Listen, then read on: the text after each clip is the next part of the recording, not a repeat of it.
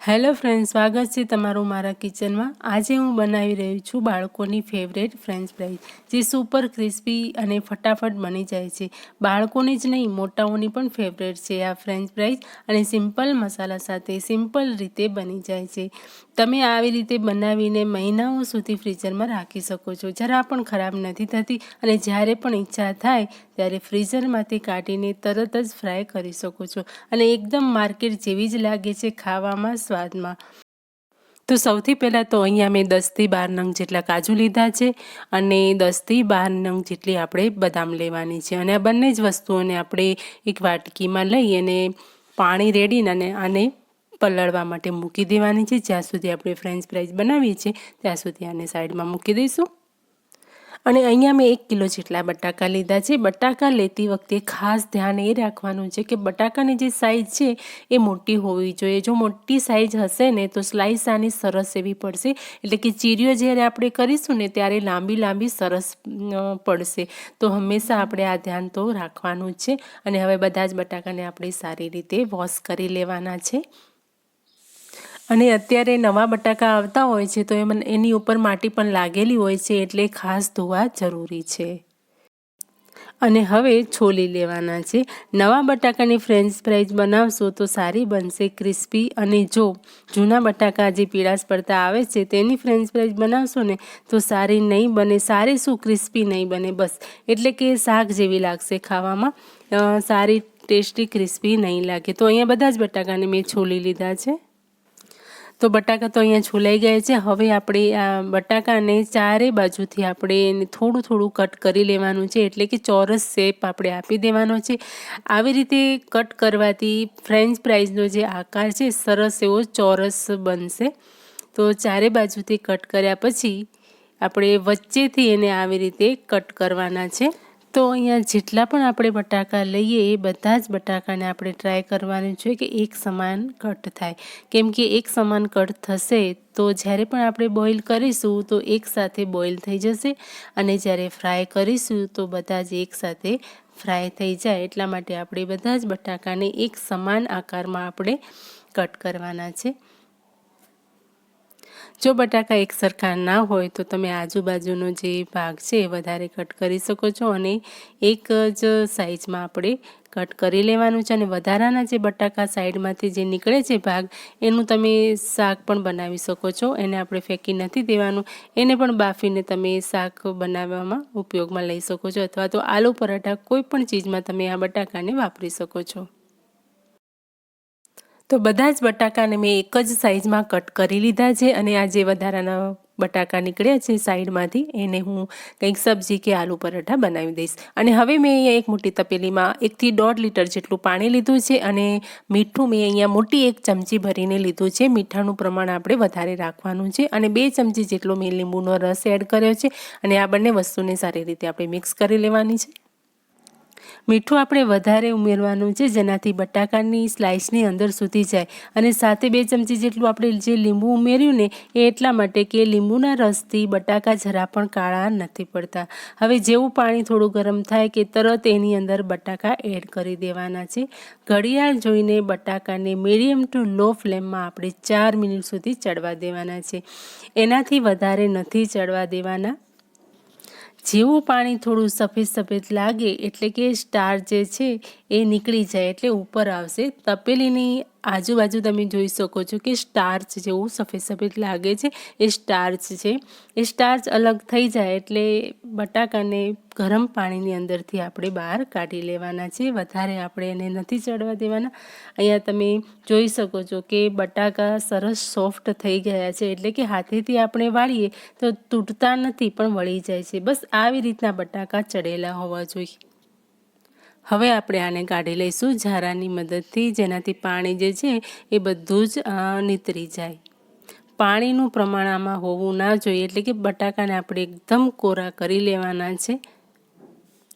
હવે આ બટાકાને આપણે પંખાની નીચે આવી રીતે કોટનનું કોઈ પણ કપડું લઈ એની ઉપર આ બધી સ્લાઇસને આપણે પાથરી દેવાની છે, અને 10 થી 15 મિનિટ સુધી આપણે પંખા નીચે આને સુકાવા દેવાનું છે, એટલે કે કોરા થવા દેવાના છે। તમે આની ઉપર કપડાથી પણ થોડું થોડું હળવા હાથે જો તમે કોરા કરશું તો પણ વાંધો નહીં આવે, પણ આપણે પંખા નીચે મૂકી દીધું છે. અને અહીંયા આ બાજુ તમે જોઈ શકો છો કે કાજુ અને બદામ છે એ સરસ પલળી ગયા છે અને બદામના ફોતરા એકદમ સરસ રીતે નીકળી ગયા છે. તો મેં બધા જ કાઢી લીધા છે. હવે આ બદામના ટુકડા અને કાજુના ટુકડાને આપણે મિક્સર જારની અંદર એડ કરવાનું છે. તો અહીંયા હું બનાવી રહી છું ચીઝી ડીપ, જે ફ્રેન્ચ ફ્રાઈઝ સાથે ખૂબ જ યમ્મી લાગે છે. જોડે મેં લીધું છે એકદમ જાડું દહીં, 1 ચમચી અને અડધી પ્રોસેસ ચીઝ ક્યુબ લીધું છે, થોડું 1 ચૂટકી જેટલું મીઠું. આ બધી વસ્તુઓને સરસ ફાઇન પીસી લેવાની છે. તો અહીંયા તમે જોઈ શકો છો કેટલું સરસ ચીઝી ડીપ બનીને તૈયાર થઈ ગયું છે, જે ફ્રેન્ચ ફ્રાઈઝ સાથે ખૂબ જ મજેદાર ટેસ્ટી લાગે છે. તમે આને સેન્ડવિચ સાથે પણ ખાઈ શકો છો, એટલે કે સેન્ડવિચમાં પણ લગાવી શકો છો. અને આ હેલ્ધી પણ છે, બાળકોને ખૂબ જ પસંદ પણ આવે છે. અને ઉપરથી મેં 1 ચમચી જેટલું અહીંયા ચીલી ફ્લેક્સ ઉમેર્યા છે. એનાથી ટેસ્ટ એકદમ આગળ પડતો આવે છે, ટેસ્ટ ઇન્હેન્સ થાય છે. તો હવે આપણે આગળની પ્રોસેસ જોઈશું. તો અહીંયા આપણું ચીઝી ડીપ સરસ મજેદાર તૈયાર થઈ ગયું છે. હવે આપણે આને મિક્સ કરીને સાઈડમાં રાખીશું અને આગળની પ્રોસેસ જોઈએ. 10 થી 15 મિનિટ થઈ ગઈ છે અને બટાકા સરસ કોરા થઈ ગયા છે. અને હવે આને આપણે એક થાળીમાં કાઢી લઈશું. પંખા નીચે મૂક્યું હતું એટલે સરસ એવા કોરા થઈ ગયા છે. ઉપરનું એનું પાણી જે છે એ સુકાઈ જવું જોઈએ. બસ આટલા આપણે કોરા કરી લેવાના છે.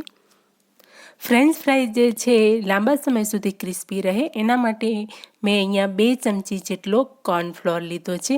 કોર્નફ્લોર આપણે એટલા માટે જ ઉમેરતા હોઈએ છીએ, એનામાં ક્રિસ્પી જે હોય છે એ ક્રિસ્પીપણું જે છે એ જલ્દીથી જાય નહીં અને લાંબા સમય સુધી ક્રિસ્પી રહે. તો 2 ચમચી આમાં કોર્નફ્લોર એડ કર્યા પછી આપણે એને સારી રીતે મિક્સ કરી લેવાનું છે.